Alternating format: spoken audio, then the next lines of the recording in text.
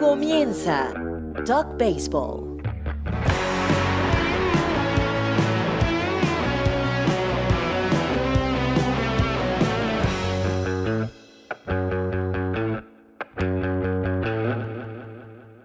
¿Qué tal? ¿Cómo están? Acá con ustedes Oscar Prieto Rojas y Efraín Sabarce para esta entrega de Talk Baseball, que recuerden tiene canales en YouTube, en Apple Podcast y también en Spotify. Ustedes se pueden suscribir a cualquiera de estos canales. En el caso de YouTube, pues a las entrevistas, a los videos que vean allí, que sean de su agrado, pues le pueden dar like. También nos pueden calificar con las estrellas que ustedes deseen en el caso de Apple Podcast. Hoy, Oscar, tenemos un invitado especial. Se trata de José Gómez, el gerente general de los Leones del Escogido, el equipo más exitoso de la década pasada en el béisbol dominicano. Un personaje muy joven que, por cierto, tuvo experiencia en el béisbol venezolano porque durante un año trabajó en la gerencia de los Leones del Caracas. Así que, sin más preámbulo, damos paso a esta entrevista con nuestro amigo José Gómez.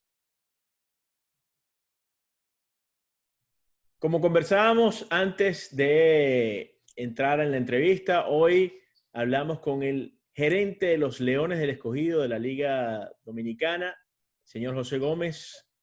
José, bienvenido a Talk Baseball. Hemos ya charlado varias veces en audio, pero nunca lo hemos podido hacer entre los tres, porque siempre estás supliendo Efraín, que siempre se va de vacaciones, va a esos destinos siempre exóticos, pero hoy se dignó a compartir con nosotros esta entrevista. ¿Cómo estás, José? Muy bien, un placer compartir con ustedes, que son dos hermanos que me ha dado la vida y el béisbol, así que espero que me traten suave. Por eso vine, porque era con ustedes dos, así que espero que sea una entrevista cómoda y complaciente. No, mentira, es bromeando. Así que gracias por estar aquí conmigo, por invitarme, y un placer siempre compartir con ustedes, muchachos. José, a ver, hablamos de comodidad, pero los tiempos que vivimos en este momento, hablamos a nivel mundial, no son los mejores. Y esto incumbe incluso al béisbol, no solamente al béisbol de grandes ligas, sino también al béisbol invernal. Por eso te pregunto cuán difícil es en este momento gerenciar a un equipo de la Liga Invernal, en este caso de República Dominicana, tomando en cuenta lo que estamos viviendo en este momento y lo que pudiera ser el transcurrir de las próximas semanas y meses. Sí, es un año complicado en todos los sentidos, desde el punto de vista personal, desde el punto de vista familiar y obviamente desde el punto de vista profesional también. Yo creo que todos estamos ahora mismo sometidos a una gran cantidad de estrés por diferentes factores y todos estamos conscientes de la posibilidad de que en algún momento no haya béisbol de invierno, lo cual significaría una pérdida de ingresos y de trabajo para mucha gente. Pero hasta ahora nos mantenemos trabajando con la intención de que va a haber pelota de invierno. En la República Dominicana hay algunas cosas que todavía están por definirse. Hay un pacto colectivo en proceso con la Federación Dominicana de Peloteros Profesionales. Hay una negociación inclusive pendiente por el Winter League Agreement, aunque aparentemente todo eso va caminando con cierta tranquilidad y ya se ha empezado a aclarar el panorama del béisbol de Estados Unidos.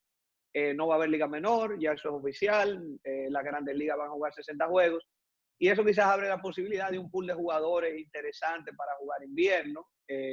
Había una situación también, vamos a decir, de una posible liga de Arizona ampliada, algo que todavía no se ha determinado. O sea que uno tiene que manejar varios escenarios, pero ya por lo menos la Liga Dominicana fijó una fecha. Está ahora determinando una cantidad de juegos.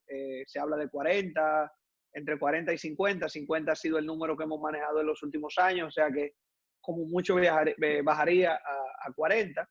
Y yo creo que al final, pues uno tratará de hacer con el material que tenga lo mejor que pueda.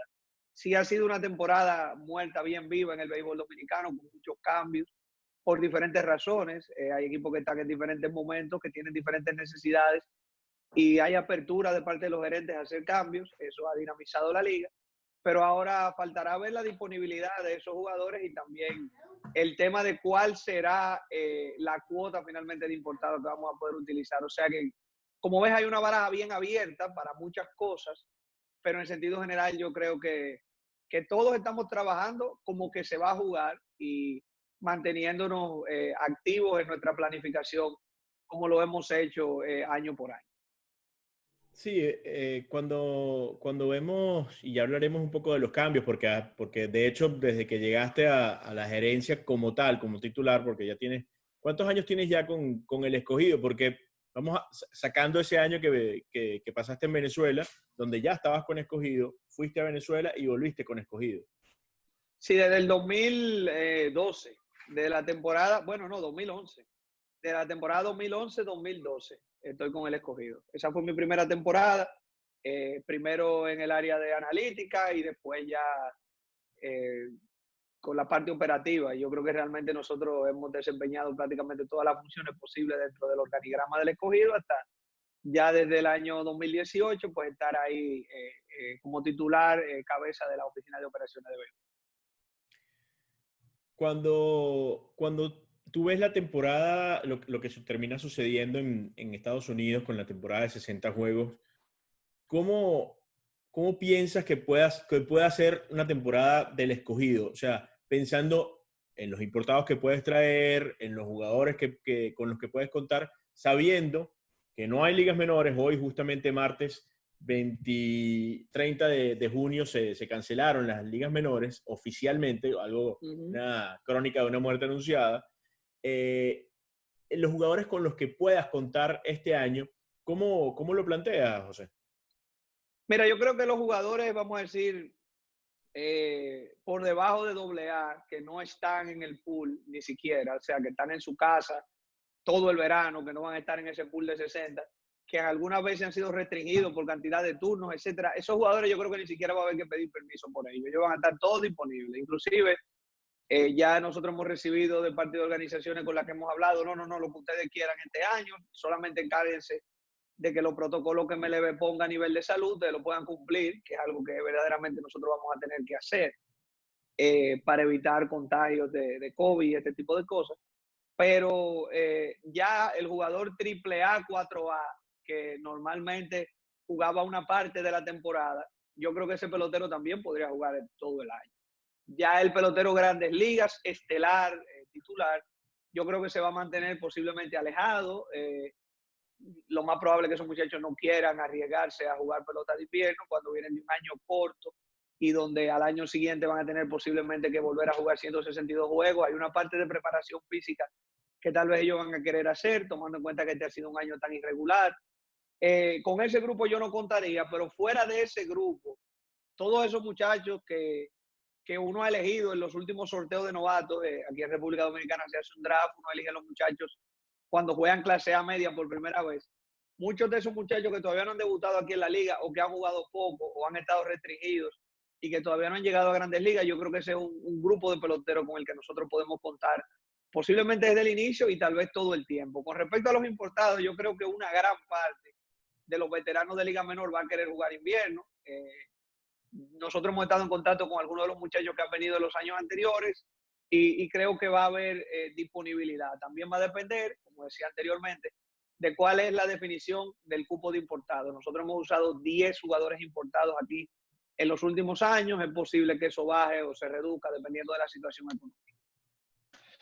José, tomando en cuenta la circunstancia actual y lo que se proyecta para, por ejemplo, finales de octubre, cuando se tiene previsto el inicio de la temporada dominicana, es muy probable que las ligas de invierno, y en este caso Lidom, tenga que lidiar con situaciones a la cual no están acostumbradas las ligas de invierno, y específicamente la Liga Dominicana, como por ejemplo cumplir con ciertos protocolos sanitarios. Ya tú has adelantado algo de eso, de cómo las organizaciones de grandes ligas les han dicho, bueno, siempre y cuando pues cumplan con las normas que han acordado tanto MLB como la Asociación de Peloteros de Grandes Ligas, pues no tendremos problemas en enviar peloteros para allá. Ahora, tomando en cuenta eso, ¿qué tipo de gestión, sabes, ha hecho la liga, uno entiende, con el gobierno nacional, tomando en cuenta además que están en la víspera de una elección presidencial, para cumplir con esto, porque uno supone que una liga de forma unilateral no tiene ni los recursos logísticos ni tampoco económicos para afrontar esto. Sí, nosotros estamos aquí en República Dominicana en medio de un proceso de desescalada paulatina de las medidas de distanciamiento social, de cuarentena y ese tipo de cosas. Y todavía aquí, por ejemplo, no se permite la actividad deportiva masiva, ni siquiera la actividad deportiva recreativa. Me parece que la semana que viene es que se va a permitir que se juegue tenis y golf, que son los dos deportes que están con mayor distanciamiento social, vamos a decirlo así, y que comiencen a entrenar los atletas de selecciones nacionales que tienen, vamos a decir, una instalación en su deporte específica, un poco aislada, y que pueden llevar ese distanciamiento social. O sea que yo creo que son dos frentes que nosotros tenemos que atacar. Primero, ver en qué momento de la desescalada va a estar la República Dominicana en ese punto, para saber si vamos a poder jugar con público o vamos a poder jugar sin público, o si estamos en una situación donde simplemente por razones de salud no vamos a poder jugar, lo cual es posible, aunque aparentemente es poco probable por lo que nosotros hemos escuchado.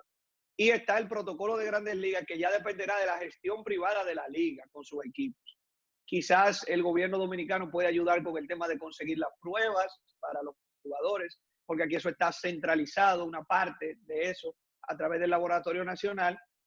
Quizás con los protocolos sobre el manejo de los estadios, pero ya el tema del alojamiento de los jugadores, el distanciamiento en los clubhouses, el manejo de las pruebas, el transporte y las reglas que van a regir los dogados, los juegos, etcétera, pues eso obviamente tendrá que hacerse en comunicación con Grandes Ligas. Yo no creo tal vez que sean las mismas reglas que están en Estados Unidos, pero sí va a haber que aplatanarlas, vamos a decir un poco, a ver qué es lo más que nosotros podemos acercarnos a eso y mantener un nivel, un estándar que haga a las organizaciones sentirse cómodas con que sus peloteros jueguen aquí desde el punto de vista de salud, porque ya desde el punto de vista de béisbol, ellos van a querer que esos muchachos recuperen los turnos y jueguen pelota, y que jueguen pelota bastante, es lo que nos han dicho hasta ahora.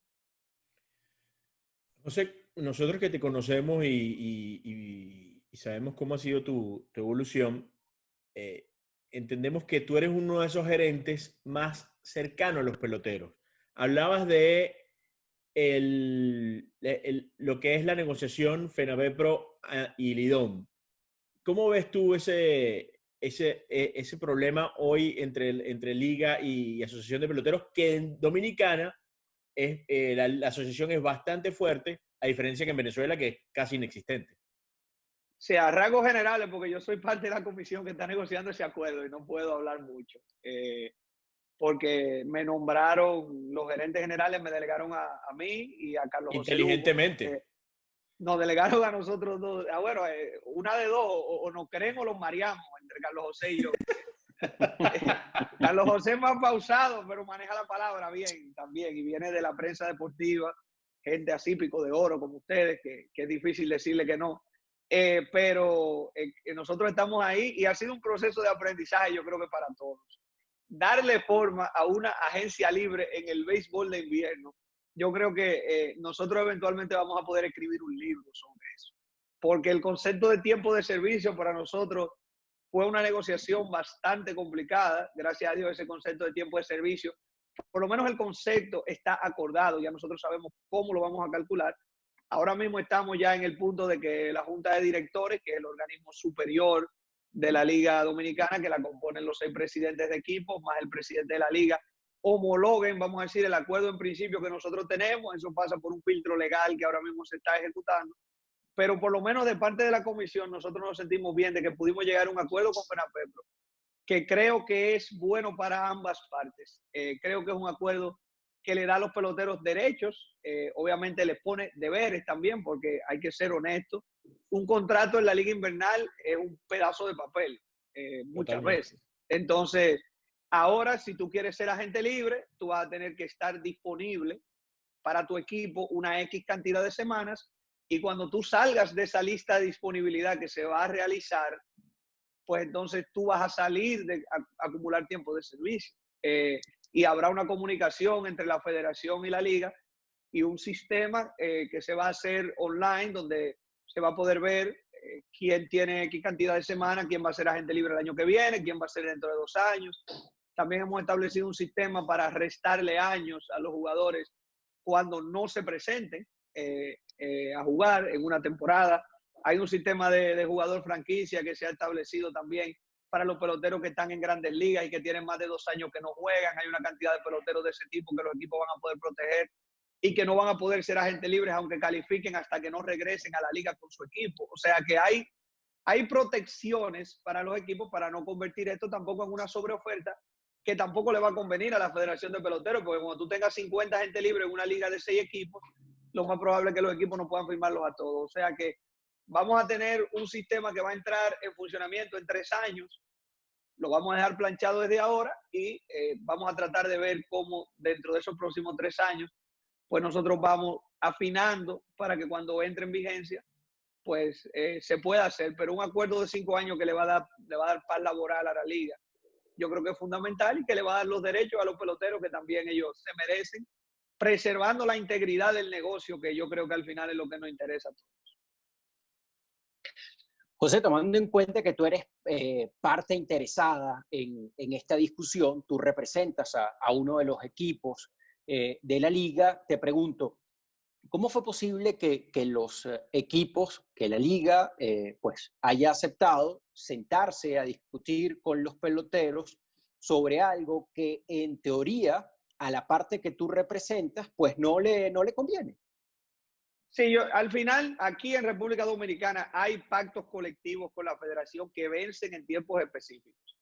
Y el último, el más reciente, venció al terminar la temporada pasada. O sea que había una negociación de un pacto colectivo y realmente dentro de las cosas que la Federación de Peloteros llevó a la mesa fue precisamente la posibilidad de establecer una agencia libre. Ellos están cediendo algunas cosas, como por ejemplo haciéndose corresponsables de una cláusula de salida para los peloteros que se van a Asia, la cual se le va a notificar a los equipos asiáticos y va a estar firmada por las 2 entidades. Otras cosas que tienen que ver con una escala salarial para los jugadores novatos, etcétera. Y cada parte se dio, pero había que firmar el acuerdo. O sea que vamos a esperar que ya ese acuerdo pueda finalizar para nosotros poder, pues ya saber las reglas con las cuales vamos a jugar este mismo año.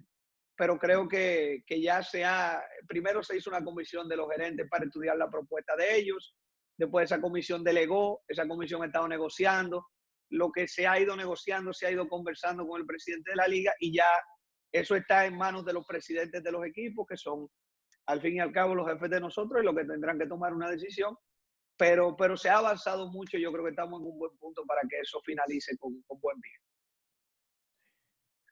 Imagínate, la Liga Dominicana ya tiene un draft de novatos y está a punto de tener una agencia libre, algo que en las ligas invernales, por lo menos en Venezuela no se ve, y en México tampoco, y en Puerto Rico tampoco, ¿no? O sea, por eso el otro día hacíamos un live con Efraín desde la cuenta del programa y decíamos que hoy por hoy, deportivamente hablando, la Liga Dominicana está varios pasos adelante de las demás ligas de invierno. Y con esto quiero entrar en el Winter League Agreement, donde se firma un acuerdo invernal con la Confederación, pero hoy los intereses de la Liga Dominicana son los mismos que de la Liga Venezolana, la Liga Mexicana y la Liga Boricua. La verdad es que no. Nosotros tenemos una situación especial. Si tú te fijas de la lista que no es la lista de fatiga extrema, en realidad es una lista más amplia, porque fatiga extrema es una parte, pero es una lista de jugadores lesionados, fatigados y jugadores inelegibles, para utilizar un término para jugar en el béisbol de invierno, que su nombre en inglés correcto es la lista PF, por sus siglas en inglés. Esa lista, si tú te fijas, todos los años salen 400 peloteros y el 65%, 50-60% son dominicanos, el 30% son venezolanos y el otro 10%, 15% se reparte entre Puerto Rico y México. O sea que para los fines de Major League, la Liga Dominicana tiene un valor superior a las demás ligas deportivamente hablando. Quizás mercadológicamente hablando no, pero deportivamente hablando sí, porque es donde sus jugadores afiliados más juegan. O sea, la liga que tiene más peloteros afiliados es la República Dominicana. Y también, para fines de la Asociación de Peloteros de Grandes Ligas, los rosters de 40 están llenos de peloteros dominicanos. Entonces, el nivel en el que nosotros estamos en esa negociación, aunque estamos entre iguales, porque la realidad es que somos 4 ligas que componemos el béisbol del Caribe y que hemos elegido un comisionado a quien le hemos dado el derecho de ser, vamos a decir, un broker de nuestros intereses frente a Major League para negociar desde una posición de fortaleza. No es menos cierto que a veces hay situaciones donde nosotros nos sentimos, vamos a decir, golpeados. Llevamos a la confederación y no recibimos el mismo feedback de las otras ligas porque quizás no entienden el por qué a nosotros nos molesta tanto una cláusula u otra cláusula que a ellos tal vez no les afecta. O sea que eso es un proceso que se vive a lo interno de la confederación. Ahora mismo Major League está exigiendo algunas cosas de condiciones en los estadios, etcétera, pero también está exigiendo más restricciones para los jugadores. Así que realmente yo no quisiera estar en los zapatos del comisionado del Caribe, a quien respeto profundamente, porque es un trabajo realmente difícil nivelar esos intereses y al mismo tiempo entonces puedes ir a pelear o a negociar con Major League desde una posición donde prácticamente no tiene ningún leverage que no sea tratar de que sea lo menos perjudicial posible. Por eso se ha sugerido que el Winter League Agreement pasado se mantenga para este año. Vamos a ver si eso finalmente se puede lograr. A ver, José, entiendo entonces que ustedes, los componentes del IDOM, sienten que la Liga Dominicana ha sido más beligerante o combativa que el resto de los circuitos o quisieran que el resto de los circuitos que componen la Confederación pues fuesen un poco más agresivos, combativos ante las imposiciones que uno entiende por lo general hace MLB a través del Winter League Agreement. Yo creo que es una posición difícil. Yo no diría que más beligerantes, pero es que los intereses a veces no coinciden. Entonces es difícil tú ponerte de acuerdo entre 4 para ir a discutir un tema cuando uno de los 4 se siente perjudicado, pero los otros 3 entienden que no les perjudica tanto y que quizás lo pueden ceder. Es un tema de realidades de cada liga.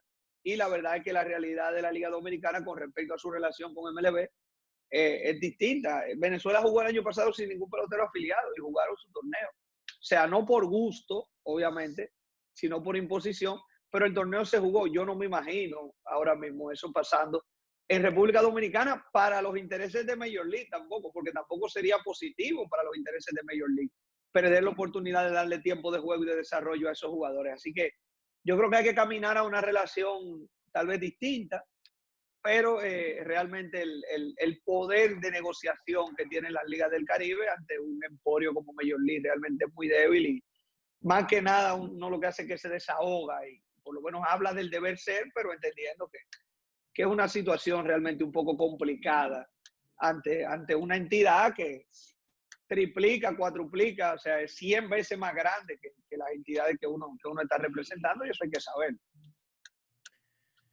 O sea, además de gerente del escogido, también tienes un puesto con los Rays de Tampa Bay. También perteneces al equipo, al comité dominicano del equipo que va al Premier 12, al Clásico Mundial, cosa que además ya tienes perteneciendo a la selección, tienes ya un buen tiempo. De hecho, ahí vemos en tu espalda la foto del campeonato que logró Dominicana en 2013. Pero enfocándonos en el Tampa Bay y viendo lo activo que ha sido, quiero hablar del movimiento que acabas de hacer porque trajiste al niño más importante de la organización para la que trabajas. Wander Franco pasó la semana pasada a los Leones del Escogido. Es mucho más fácil, porque también lo vimos cuando es una conducta aprendida, porque lo vimos cuando Moisés trajo también peloteros de San Diego. Sí, es un tema de que el invierno es una mezcla de talento y disponibilidad. Entonces tú tienes que tratar de encontrar el mejor talento que puede estar disponible y a veces esa disponibilidad es difícil de predecir, es Entonces, cuando tú tienes la posibilidad de traer un jugador que es de tu organización, eso no necesariamente te garantiza que va a jugar, pero te pone más cerca. Y si tú te fijas en el cambio que nosotros hicimos, nosotros enviamos un tipo con muchísimo talento como O'Neal Cruz, prospecto también, que debe jugar poco en la liga también, igual que Wander, pero que es de una organización distinta y una organización que tal vez no ha sido tan abierta históricamente para el béisbol de invierno como son los Piratas de Pittsburgh. Y te digo que nosotros eso lo sufrimos en carne viva con Starling, con Gregory Polanco, que son jugadores de los Piratas.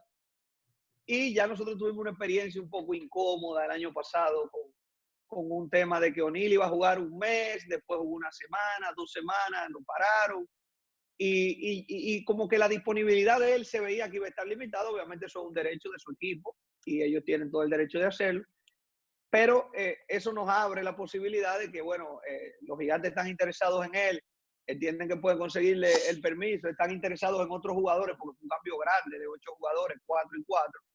Pues vamos a tratar de balancear el cambio, cediendo nosotros algo, consiguiendo otras cosas aparte de Wander, y vamos a darle para allá y a corrernos el riesgo de después entonces encargarnos nosotros de tratar de que la organización entienda que Wander debe jugar. Pero hasta ahora, por experiencia propia, yo no he tenido problemas con Tampa Bay para que jugadores de Tampa jueguen aquí. Inclusive desde antes de yo trabajar con Tampa Bay. Ha sido siempre una organización muy abierta. Nosotros trajimos a Joey Rickard, que fue una sensación en el béisbol de invierno en Dominicana, que venía de Tampa Bay, que era prospecto de ellos. Nosotros trajimos a Merrill Kelly, que después se fue a Corea, que era un lanzador también que pertenecía a Tampa Bay, que estaba bien cotizado y que había tirado a nivel de AAA. Nosotros trajimos a Nick Solak, que ahora está con Texas. Tommy Pham vino a jugar aquí siendo jugador de todos los días de Tampa Bay. O sea, es una organización abierta y a Wander le han dado permiso. Él jugó invierno el año pasado. Él iba a jugar en el clasificatorio olímpico. Tenía permiso para ir al Premier 12, aunque al final pues decidió quedarse jugando en República Dominicana.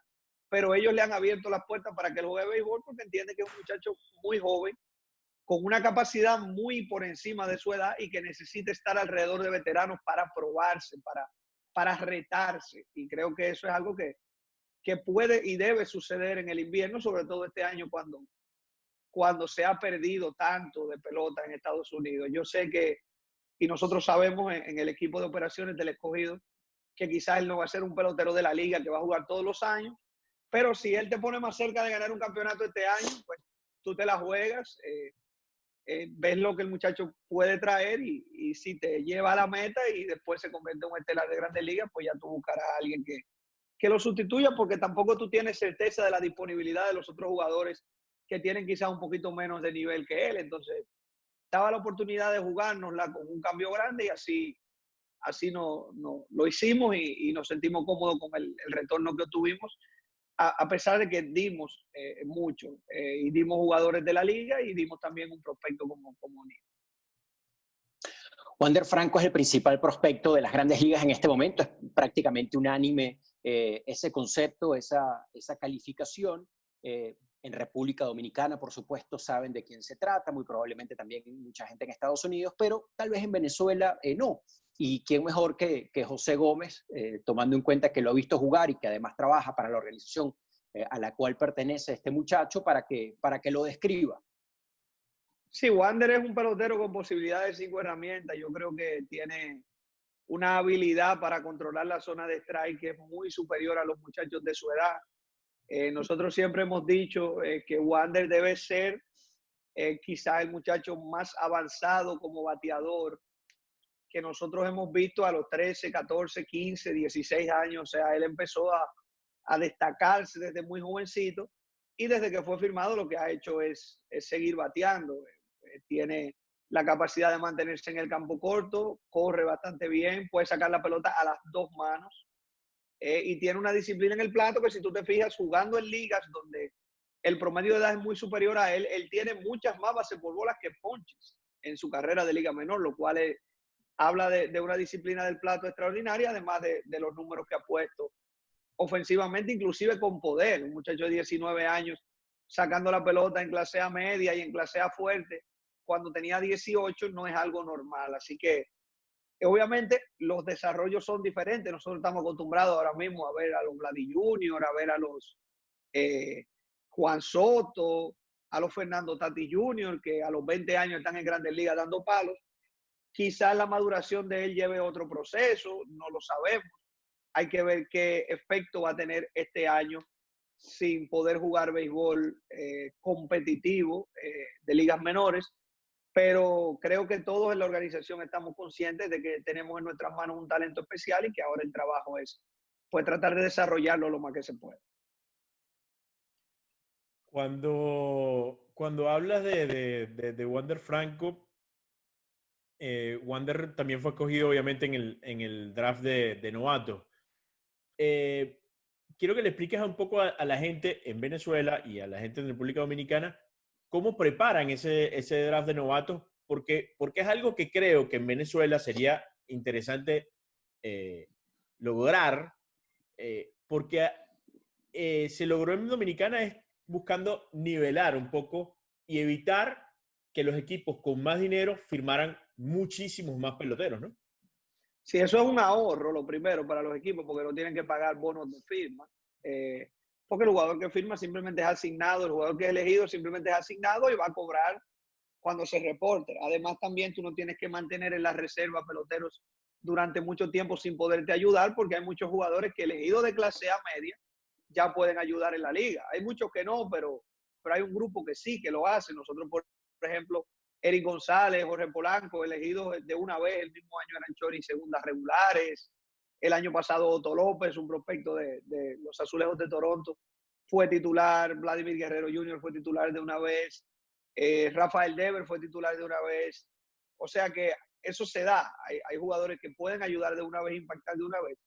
Pero en sentido general es un trabajo arduo. Uno tiene que empezar a proyectar temprano, marzo, abril, cuáles son los muchachos que van a subir a clase A fuerte, porque tú tienes que estar en un roster, no de clase A fuerte, de clase A media, en un roster de clase A media desde, en cualquier momento del año a un corte que se hace el día 15 de julio, que anteriormente era el 15 de julio.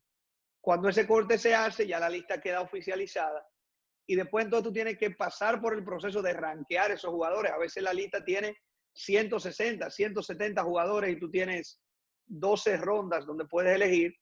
Normalmente los jugadores de posición premium se van primero. Tiene que ser que haya un lanzador, vamos a decir, con capacidad para lanzar en la liga de una vez, como el año pasado en Manuel Clase, que nunca había jugado clase A media y se metió a Grandes Ligas.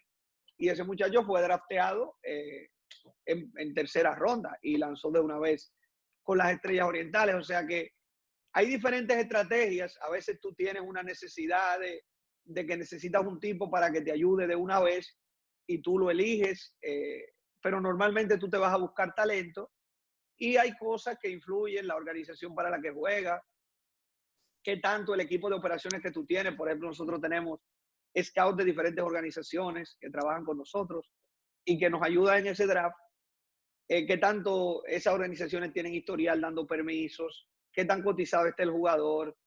Pero primera, segunda, tercera ronda uno normalmente se va con el mejor talento, a menos de que haya, como te digo, un jugador especial, porque por ejemplo Alexis Candelario pasó por ese draft después de haber pichado en Venezuela, porque nunca había tirado clase A. ¿Qué te digo? Robert García, que vino de Italia y se metió a Grandes Ligas el año pasado, pasó por ese draft y fue un pick de primera ronda. O sea que hay una mezcla de novatos con algunos jugadores más veteranos que llevan un camino diferente a llegar ahí, pero realmente es un trabajo del año completo. Y una de las cosas que a mí más me va a hacer falta este año es que no va a haber draft, porque no hay ligas menores.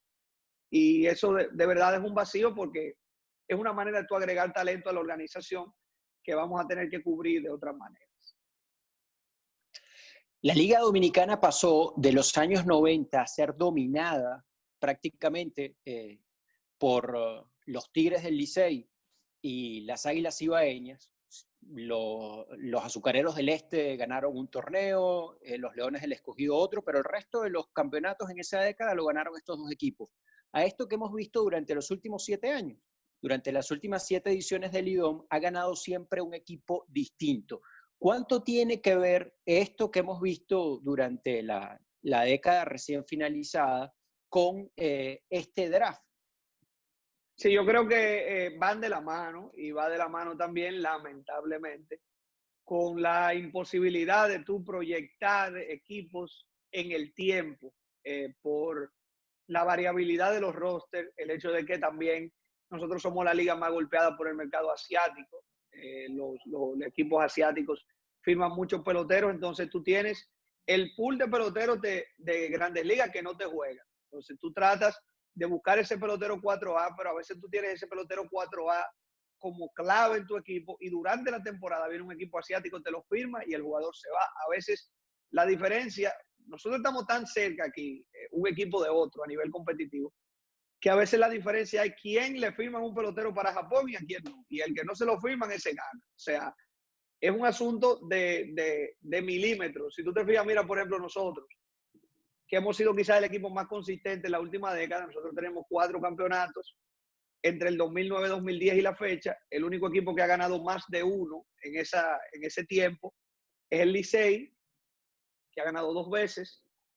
Después de ahí, bueno, y los Toros, que han ganado 2 veces, son los únicos 2 equipos que han ganado 2 veces en esa época. Después todo el mundo se ha repartido de a un campeonato, uno para las Estrellas, uno para los Gigantes, uno para las Águilas. Y si tú te fijas, un campeón diferente en los últimos 6 años. Pero en el caso nuestro, nosotros hemos ido a 5 finales y 3 veces hemos perdido un juego extra en el round robin para ir a la final, 3 años consecutivos. O sea, nosotros tenemos 3 años consecutivos perdiendo un juego extra para ir a la final. Y aquí es milimétrico lo que te separa de ir a una final y ser campeón y lo que te puede separar en un momento de quedarte en un playoff. El campeón de un año al año siguiente se queda afuera. O sea que es un asunto de mucha competitividad y a veces el azar o cosas que están fuera de tu control son las que terminan determinando, valga la redundancia, si tú vas a ir o no.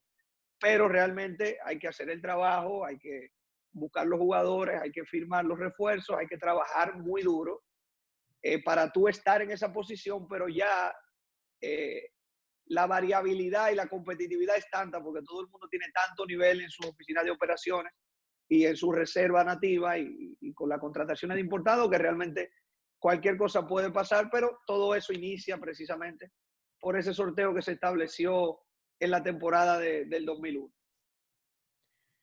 José, ¿cuál es el estadio más incómodo para ir de visitante en la República Dominicana? El Estadio Cibao, lejos, por mucho. ¿Por qué? Por mucho.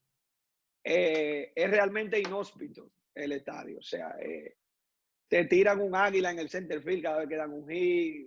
Tienen 75 canciones diferentes. Los fanáticos vocean, gritan, se meten en el juego. El público está cerca de los peloteros. Es un estadio también, el único estadio circular. Desde que tú entras hay una utilidad que tú respiras en el ambiente, que tú sientes como que tú llegaste a un sitio donde vas a tener una guerra, no un juego de béisbol. Pero eso es crédito a esa fanaticada, que es una fanaticada bien aguerrida. Es respetuosa, pero es una fanaticada que se mete en el juego. Realmente ir ahí a jugar con las Águilas es realmente el estadio más complejo para ir en Dominicana. Es una especie de lo que fue en un momento, no sé si todavía lo es, el estadio de Puerto La Cruz, que a veces tú lo que quieres tirarte por encima cuando tú vas porque no aguantas la bulla y las cosas. O sea que es un ambiente que para el que no está acostumbrado a vivirlo es realmente inhóspito, pero eso habla bien de esa fanaticada, porque así mismo como yo sé que es incómodo para mí, así mismo debe ser sabrosísimo para los jugadores de las Águilas sentir ese apoyo de su fanaticada en ese estadio. ¿Cómo ha sido el comportamiento de los aficionados en los últimos años con respecto a las ligas? Y me refiero especialmente al caso de los Leones del Escogido, que creo han hecho en estos 10 últimos años un trabajo de mercadeo importante. ¿Qué tipo de respuesta han recibido como organización a esta aproximación que han hecho desde el mercadeo? Sí, ha sido un trabajo arduo, de verdad. Yo tengo que darle mucho crédito a los propietarios del equipo que han creado una cultura alrededor del equipo que le ha permitido al conjunto sacarse 18 años de no ganar. O sea, el Escogido, en el momento que el Escogido dejó de ganar, en 1992, el Escogido le llevaba un campeonato a las Águilas y cuando volvió otra vez a ganar, las Águilas le llevaban 6. no, 8 le llevaban las Águilas. O sea, una cosa espectacular. Las Águilas pudieron ganar 9 campeonatos en esa corrida de 18 años y realmente fue un año muy grande cuando el Escogido volvió a ganar y ya después lo que nosotros hemos hecho de mantener el equipo competitivo. Sí, realmente es una fanaticada muy exigente y es una fanaticada que a veces puede ser implacable. Yo creo que, en contrario quizás a otras fanaticadas de aquí de la liga, como por ejemplo la del Licey, que es una fanaticada enorme, pero una fanaticada que tiene una gran parte de fanáticos pasivos, que simplemente son liceístas porque son liceístas. La fanaticada del Escogido es una fanaticada tal vez un poco más pequeña, o tal vez no, hay que ser, ¿verdad?, honestos, una fanaticada más pequeña, pero una fanaticada activa, muy de programas de radio, muy de redes sociales y obviamente también de ir al estadio. O sea que creo que esa fanaticada ha recuperado un poco de su orgullo por ser escogidista, aunque realmente nosotros ya creo que nos corresponde entregarle esa fanaticada a otro campeonato, porque aunque nadie ha repetido desde que nosotros ganamos, ha venido campeones diferentes, pues yo creo que la gente se acostumbró a ganar con frecuencia en estos últimos 10 años y tiene hambre de ser campeón nuevamente. Ha sido muy, pero muy activo en los cambios, no solamente desde que eres titular de la gerencia, sino incluso antes, e incluso en Venezuela, donde José estuvo en los Leones del Caracas. Y después vamos a hablar un poco de ese cambio, que probablemente es el peor cambio de la historia de los Leones del Caracas, pero después hablaremos de eso. Esa actividad de dónde viene, o sea, ¿por qué sientes que se te hace tan sencillo mover a los peloteros y hacer cambios con los demás gerentes, ¿no? Mira, yo creo que el tema de los cambios a nosotros se nos da por la persistencia. Yo aprendí de Moisés a persistir. Realmente cuando nosotros tenemos un interés en un jugador, lo hacemos. Además, yo me corro riesgo. Yo no soy una persona que le tengo miedo a riesgo ni le tengo miedo a la crítica. Obviamente, anteriormente no era mi decisión, ni siquiera en Caracas era mi decisión 100%, pero yo motorizaba, participaba, sugería y a veces vamos a decir, se me asignaba, mira, háblate con aquel gerente o con aquel asistente, vemos viendo ese cambio y después entonces, cuando tú lo tengas armado, tráelo aquí para yo decidir si lo apruebo o no lo apruebo, que era más o menos la forma en la que nosotros trabajamos con Moisés, siempre él guardándose la decisión definitiva. Pero, bueno, ahora con este último cambio que nosotros hicimos de Wander, el director de prensa de nosotros, Melvin Bejarán, que me va a matar si esto sale primero que el artículo que le está preparando un artículo con todos los cambios de nosotros y desde el 2009 que tomó Moisés la gerencia hasta ahora nosotros tenemos 51 cambios. O sea, promediando casi 4 o 5 cambios por año, que es muchísimo en la liga.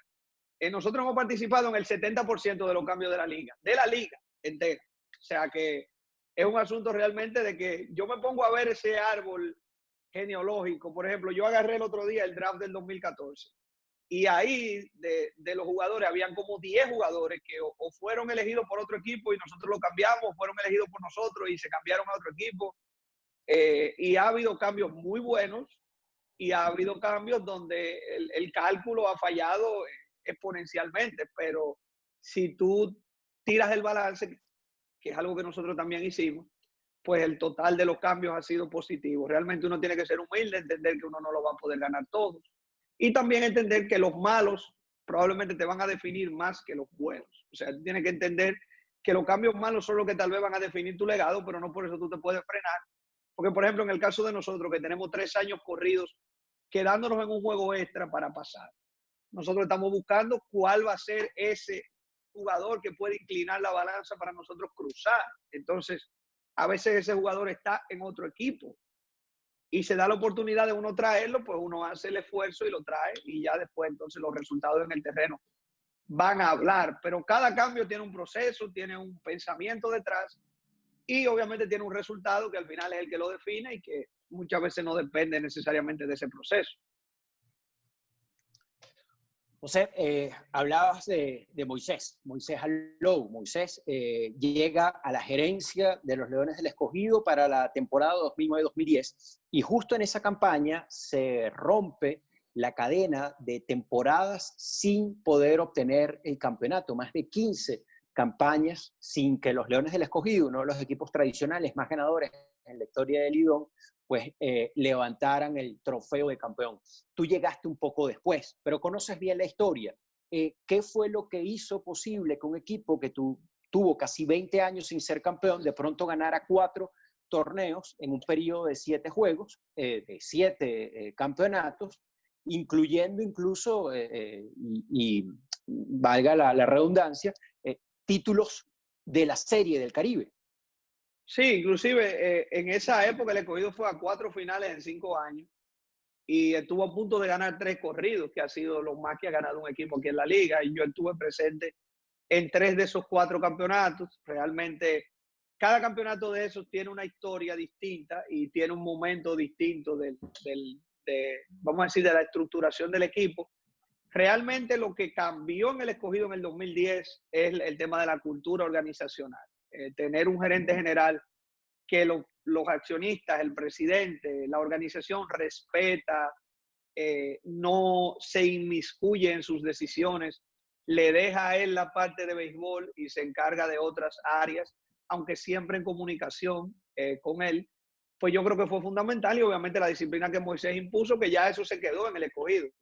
A mí me dicen algunas veces los muchachos, ¿qué es lo que ustedes le ponen en el agua, en el aire, a los peloteros, en el equipo de ustedes, que no hay dimes y diretes hacia afuera, que las negociaciones salariales de ustedes no se filtran, que lo de ustedes no sale en el departamento de averiguaciones de Grandes los Deportes? O sea, ¿qué es lo que ustedes tienen? Y realmente yo lo que creo es que al final ha quedado ese legado de Moisés y la experiencia que nosotros pudimos acumular debajo de él, trabajando con él, y tener esa línea. Yo creo que el tono de un equipo de béisbol lo traza la relación que haya entre el propietario y la cabeza de operaciones de béisbol.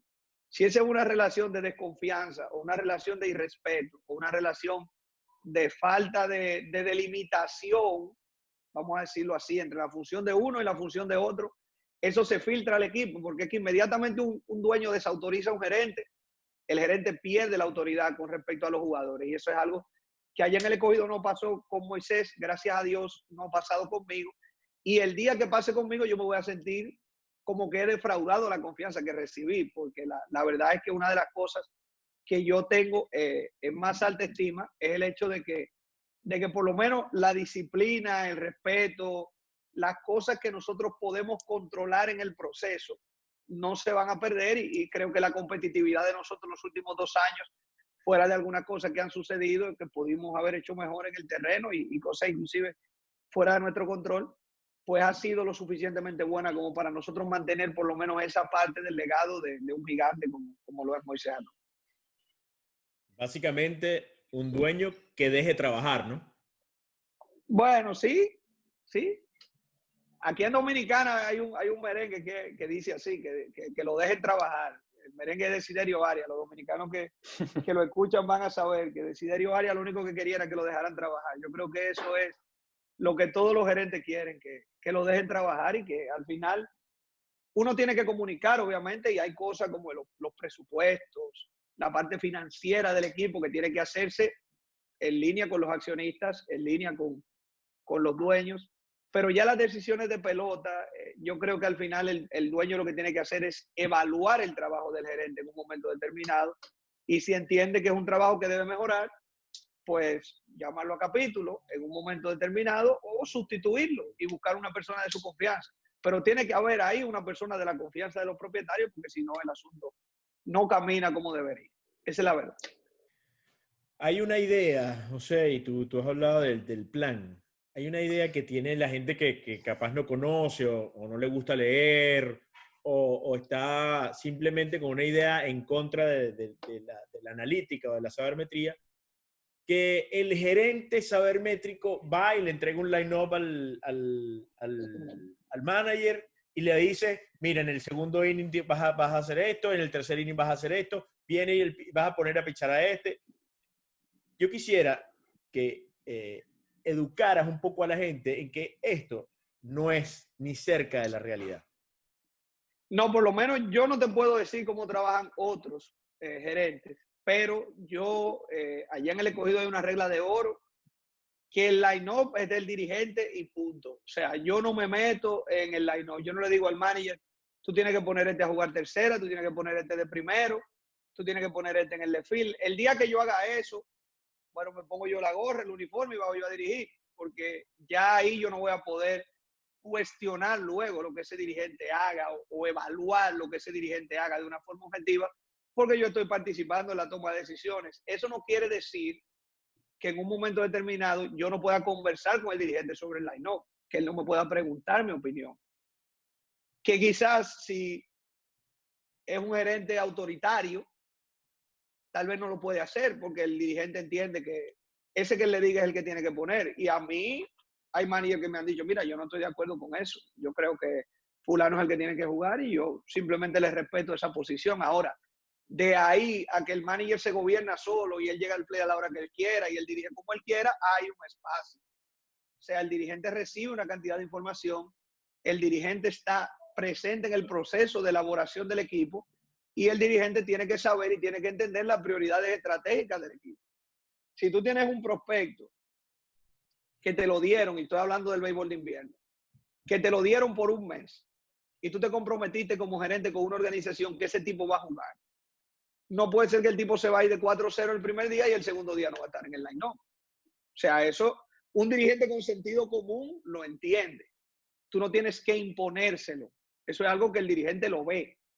Tú tienes un plan, trajiste un refuerzo. Ese es el tipo del octavo inning.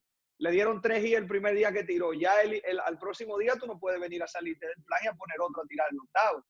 Obvio que tú tienes que ajustar más rápido aquí.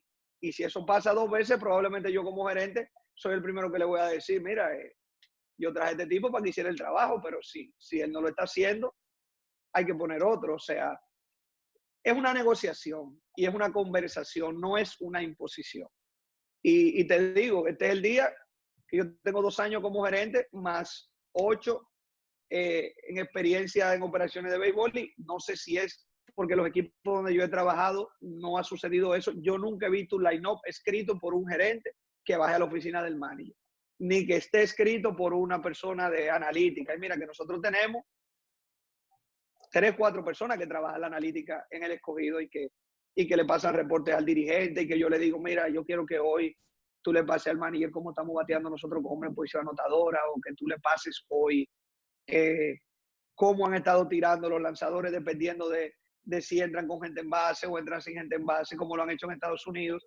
O sea, es un trabajo de información, pero al final el que está ahí con la gorra puesta, el que tiene que decidir sobre el juego es el dirigente, y yo creo que eso, al que no le quede claro, no necesariamente que sea sabermétrico o no sabermétrico, simplemente es alguien que no entiende dónde termina su función y comienza la de la otra persona. A principios de este año, ya cuando empieza Luis Rojas a recibir mayor responsabilidad con los Mets de Nueva York, tiene que dejar a los Leones del Escogido, tiene que dejar de ser el manager del equipo en una situación, además, en un momento crítico, en plena postemporada. Y entiendo, la gerencia de los Leones del Escogido pues trata de conseguir un sustituto, y entre esos posibles managers para el resto de la campaña aparecen 2 venezolanos entre los candidatos con perfiles muy distintos. Uno, Osvaldo Guillén, y el otro, Carlos Mendoza. Aun cuando Carlos Mendoza dice que ha aprendido mucho de Osvaldo Guillén de forma indirecta o directa, lo cierto es que son personajes completamente distintos. Incluso uno lo puede ver o interpretar esto a través de la manera como ellos ven al béisbol. ¿Qué te llamó la atención de estos 2 personajes, tomando en cuenta lo distinto que son? Mira, solamente puntualizar que el acercamiento con Guillén y con Mendoza fue la temporada pasada. Luis se fue la temporada antepasada. Lamentablemente, los últimos 2 dirigentes titulares que yo he nombrado, los 2 han sido contratados para ser managers de Grandes Ligas y han tenido que dejar de dirigir porque nos pasó el año pasado. con JT. Donde pone el ojo, pone la bala el señor Gómez. No, pero yo no quisiera tener tanto éxito ya este año, ¿no? Ya yo quiero que el que esté dirigiendo termine, aunque después firme en Grandes Ligas. Pero la realidad es que nosotros el año pasado tuvimos una situación muy especial porque se va Jace, nosotros teníamos a Buck Britton, que es hermano de Zach Britton, pero que también es dominicano por ascendencia, que era el coach del control de calidad de nosotros, había sido el dirigente del año de la Liga del Este en AA con Baltimore. Pero lamentablemente a nosotros nos pasaron tantas cosas el año pasado, problemas de lesiones, situaciones de paradas de jugadores, que el equipo que empezó con 11-1 se fue deteriorando a un punto que ya llegó un momento donde lo único que nosotros entendíamos que podía darle nueva vida a la temporada era que nosotros en el playoff, donde ya inclusive habíamos clasificado, empezáramos de cero. Y de cero implicaba empezar con otro dirigente. Es porque en realidad Bob no mostró tener quizás esa chispa para despertar un equipo en esas condiciones. Quizás un equipo en condiciones normales, Bob lo hubiera podido dirigir. Yo creo que yo no tengo duda de eso. Y que eventualmente él terminará quizás dirigiendo hasta en Grandes Ligas. Porque tiene los bonos bien altos ahí en Baltimore. Pero nosotros necesitábamos un dirigente para el playoff. Yo tenía un dirigente interino, que es José Leger, que por compromiso con San Luis, donde es coordinador de terreno, no podía comprometerse a dirigir el playoff porque tenía que viajar a Estados Unidos en un par de ocasiones. Y ahí es que entonces yo comencé a buscar y a mí me dijo muchísima gente que no, porque obviamente yo lo llamé de un momento a otro. Pero de la lista de 10 o 12 candidatos, yo fui bajando en la lista del número 1 al número 12 y prácticamente nadie lo quería el equipo. Al final, por diferentes razones, por problemas familiares, por asuntos de permiso, gente que ya había planificado su temporada muerta. Yo llamé a Alfredo Pedrique, por ejemplo, también, y tenía un reemplazo de rodilla, no podía dirigir. Muchísima gente, dominicanos, tampoco podía. Y ahí es que entonces despiden a Luis Matos en Puerto Rico, que había sido campeón de la Serie del Caribe, y yo entonces traigo a Luis Matos, terminé de dirigir la temporada con nosotros, hizo tremendo trabajo, realmente nos puso a punto de ir a una final. A pesar que en el round robin también tuvimos más bajas de diferentes tipos, pero realmente fue un año que yo no quisiera repetir a nivel de dirigente, porque a mí me gusta la estabilidad con el tema de los managers, pero así es un poquito cuesta arriba cuando los movimientos que tú tienes que hacer son forzados por las circunstancias y no te da el tiempo de reaccionar como tú quisieras, sino que tienes que tapar un hueco ante una salida inesperada como la contratación de Jace para dirigir a los Padres de San Diego en Grandes Ligas. Aparición especial de la gata del señor Efraín en el podcast del día de hoy. Carmela. La gata Carmela. Tú sabes que yo tengo una gata también que se llama Slider. Ah, sí. Sí. Slider. Anda por ahí. Esa no tiene los afanes de protagonismo de esta. No, es tímida, es muy de bajo perfil. Tú hablaste de algo interesante cuando ya quería hablar sobre el tema de la estabilidad de los managers. Y siento que en Lidom es una de las cosas que falta y que eso tal vez aleje un poco a managers incluso con mucho cartel, porque a veces siento que se le tiene la mecha muy corta en Dominicana a los managers. O sea, tú te metes en una racha de 4 derrotas y puede ser que la quinta no la veas, ¿no? ¿Y a qué se debe? ¿A qué se debe que por lo menos lo vemos en los otros equipos, que pasa esto? Yo creo que aquí es un asunto cultural. Realmente aquí hay una cultura un poco del manager desechable, de que bueno, el manager tú lo puedes cambiar, buscas una reacción, que es un término también a veces manido. Hay que mover la costelera, es otra cosa que se usa aquí, que yo normalmente trato de no utilizar ese tipo de términos, porque en realidad el hecho de que un equipo esté en una mala racha muchas veces depende de muchos factores. Para mí, hay 2 cosas que determinan que el ciclo de un dirigente terminó, sea de un día o de 10 años. Cuando el gerente y el dirigente, la relación de ellos está fracturada y el gerente le pierde la confianza al dirigente y está tratando él de dirigir, o cuando el dirigente pierde el clubhouse. pierde el control del clubhouse. Mientras el dirigente tenga el control del clubhouse y el gerente confíe en él, yo creo que el dirigente debe mantenerse en el equipo, porque al final todo lo otro es propio del juego y de la única manera que un dirigente va a poder conocer el personal que tiene, manejarlo, es con tiempo. O sea, un dirigente nuevo no debería juzgarse por un momento en específico. Obvio, hay circunstancias atenuantes y agravantes para que el dirigente entre o salga, pero yo te digo, si yo hubiera podido tener a Luis Roa dirigiendo el Escogido por 30 años, yo lo hubiera dejado ahí hasta que mi ciclo terminara como gerente cuando fuera. Pero lamentablemente uno no puede disponer del talento de ese nivel, tampoco a nivel de dirigente, valga la redundancia, porque entran y salen de la liga dependiendo de sus compromisos. Pero sí creo que en Dominicana la mecha es corta y hay un poco de cultura de que el dirigente es una figura reemplazable. Y eso no creo que sea lo correcto en una liga donde hay tanta incertidumbre alrededor de la disponibilidad de los jugadores. Agregarle una incertidumbre también con el dirigente también a veces es un poco contraproducente. ¿Tiene que ver eso, José, con los propietarios de equipo, con las características de quienes son los dueños de equipo? Tú hablabas anteriormente que una de las cosas que hizo diferencia en Escogido fue la confianza y el respeto que proyectaba Moisés Alou hacia los dueños. Te pregunto entonces, y hablas también del respeto que tú sientes y la independencia que tú sientes, tienes con respecto a los propietarios del Escogido. En los otros casos, ¿sientes que son los dueños quienes se meten mucho en el trabajo probablemente de la gerencia? Aquí realmente también es el entorno. Tú sabes que este es un país pequeño, muy beisbolero, donde quiera que uno va, es difícil aislarse del entorno de los fanáticos. Y eso a veces coloca hasta inconscientemente una presión. Los programas de radio, las redes sociales, los fanáticos en el estadio, gritándole al dirigente encima de ti. Y a veces esos entornos, obviamente, mellan y empujan. Y creo que sería un poco ingenuo decir que no tiene ningún efecto. A veces también depende de qué tanto arraigo haya entre el gerente y el manager. A mí por lo menos me gusta desarrollar una relación con la persona que yo vaya a colocar en esa posición.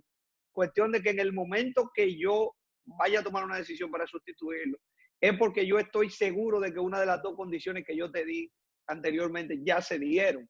Pero ¿cómo yo voy a saber eso si no conozco a la persona, al dirigente? Porque tú te das cuenta cuando un dirigente en un momento está actuando bajo presión o no tiene, vamos a decir, la inventiva para salir de una mala racha. El lenguaje corporal del dirigente te lo dice, la forma en la que él mismo se está saliendo de su plan. O sea, son muchas cosas que creo que a veces aquí simplemente se decide, bueno, mira, no podemos votar los 30 peloteros, vamos a votar al manager y por ahí resolvemos. Y no es solo de la Liga Dominicana. Creo que el béisbol caribeño en sentido general tiene esa particularidad y aquí realmente más cuando hemos visto que todos los años gana un equipo diferente, todo el mundo entiende que tiene la posibilidad de ganar el campeonato cada año. Viviste un Caracas Magallanes y has vivido Licey Escogido. ¿Dónde se hace más bulla? ¿En el Quisqueya o en el Estadio Universitario? No, es Caracas Magallanes, más bulla. Más bulla, sí. Ese asunto que yo vi de la gente tirando la cerveza para arriba con la ola, eso yo no lo había visto en mi vida en ningún sitio. Eso me aparece todavía hoy, yo lo pienso, eso bordea el comportamiento esquizoide. O sea, tú le dices a un psiquiatra que evalúe eso y no puede llegar a una conclusión lógica. Entonces eso solamente lo provoca la pasión desbordada de la gente y realmente eso no se llega a ese nivel aquí en República Dominicana, vamos a decir, con la bulla de los fanáticos, aunque sí hay otras expresiones que nosotros tenemos aquí que son muy propias de nosotros, pero te puse ese ejemplo para ilustrar el punto de por qué yo creo que lo del Caracas Magallanes es una cosa realmente que por lo menos en el béisbol caribeño yo entiendo que quizás no tiene comparación realmente, hablando en serio. ¿En qué aspectos, en qué áreas crees la Liga Dominicana puede evolucionar, puede avanzar, tomando en cuenta las limitaciones que tiene un circuito de un país latinoamericano, caribeño, como es el caso de Puerto Rico, de Venezuela? México sabemos que ha avanzado mucho en otros aspectos distintos al deportivo, pero evidentemente al ser un país latinoamericano también tiene algunas limitaciones. En la parte deportiva yo creo que nosotros ya con este asunto de la agencia libre, nosotros vamos a necesitar trabajar el año entero y aquí vamos a tener equipos de operaciones de béisbol que se van a parecer muchísimo a los equipos de grandes ligas. Aquí hay trackman, aquí hay video, aquí hay estadística. Nosotros, por ejemplo, tenemos una base de datos que ya tiene desde el 2015 a la fecha, que se alimenta del béisbol de invierno. Nosotros tenemos acceso a los sistemas de las organizaciones de grandes ligas para estadísticas. Aquí hay cambios todo el año. Aquí hay un sistema de roster semanal al que ahora se le va a agregar una lista de disponibilidad. Y vamos a tener agencia libre. O sea, a nivel deportivo, yo creo que nosotros estamos cerca de tocar el techo que podemos tocar. Quizá lo único que falta ahora es que los jugadores también se comprometan un poquito más y que dejen de las entradas y salidas de peloteros por un mes, por 15 días, que quizás es lo que hace que la liga se vea un poco más desorganizada cuando en realidad es simplemente la única forma que nosotros tenemos de poder utilizar ese talento. Creo que por ahí es donde tal vez pudiéramos llegar a un punto donde tengamos más seguro el tipo de pelotero que vamos a utilizar, cuestión de que esos peloteros que jueguen mucho tiempo en la liga se vayan convirtiendo en caras de sus equipos como lo eran en el pasado.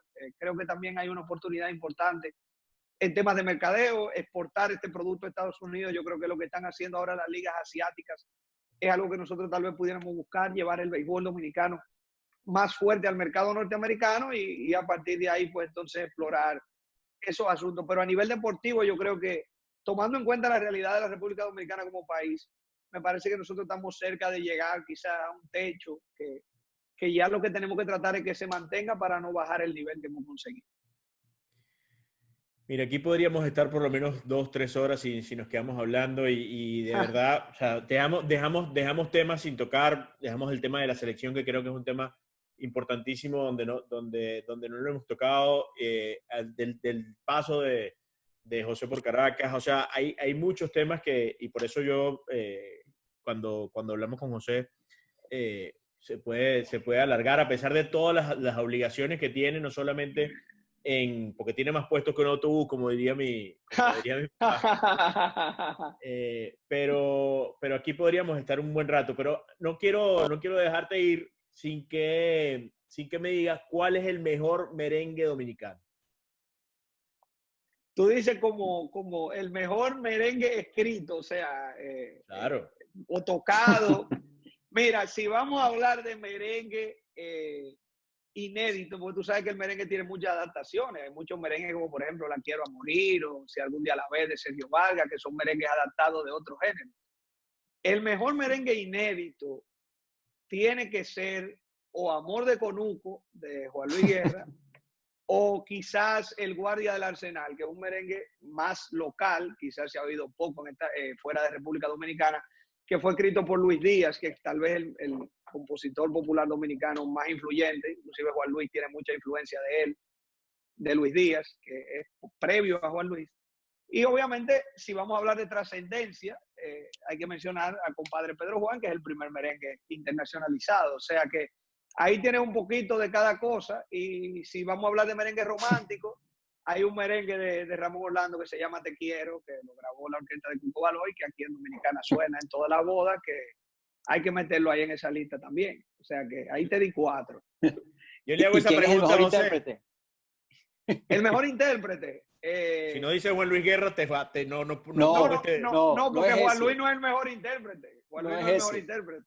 Juan Luis es la figura más importante de la música popular dominicana, como más universal. Cantante, pero intérprete de merengue tiene que estar entre Héctor Acosta, el Torito, que es extraordinario, Alex Bueno, que es la voz más afinada del merengue, y Sergio Vargas, que yo creo que también hay que colocarlo ahí arriba. Hay gente que habla de Fernando Villalona, hay gente que habla...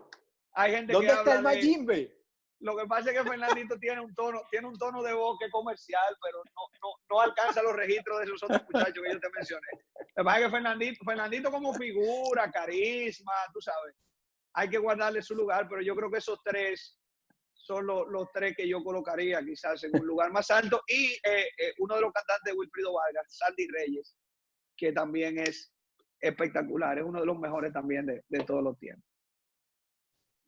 Yo le hago esa pregunta Gracias, a José José. porque José es, si no se hubiese metido al béisbol y hubiese dejado su trabajo de derecho, que probablemente hubiese sido merenguero, algo hubiese tocado. No, Merengólogo. yo toco. Yo me defiendo. Por lo pronto, sí. Por lo pronto es merengólogo, porque lo ha estudiado muy bien. Lo sabemos. Se hace el esfuerzo. Muchas gracias. Y se José, disfruta, se disfruta hablando con ustedes, muchachos, de verdad que sí. José, muchas gracias. Por el tiempo y definitivamente son episodios que yo por lo menos disfruto mucho. Efraín no había podido estar, pero esta conversa de tres es una de esas que yo sé que da mucho de qué hablar. Sí, ustedes fueron de los responsables que yo mantuviera la cordura en Caracas. Siempre se lo voy a agradecer. Realmente cuando me fui para allá me fui solo y sin conocer mucha gente y gente como ustedes y otros amigos que preservo con mucho cariño de ese año, pues realmente me ayudaron a que mi estadía en Venezuela fuera principalmente positiva. Yo creo que si yo tuviera que darle una escala de 0 al 10, le daría un 9, independientemente de cualquier cosa. Fue mucho aprendizaje y sacar amigos como ustedes también es algo que yo creo que me llevaré por el resto de la vida. Es así. Bueno, muchas gracias por eso, José. La verdad es que disfrutamos mucho esta conversación y bueno, aquí tienes a un par de amigos con los que siempre podrás contar. Que sigan los éxitos. Gracias a ustedes, muchachos, y a la gente que ve esto, que se mantengan saludables, que se cuiden, que este asunto no ha pasado, a tomárnoslo con calma para que todos podamos al final, pues, decir que vivimos este 2020 y lo sobrevivimos, que nos sirva de historia para los nietos, porque de que han pasado cosas, no hay duda.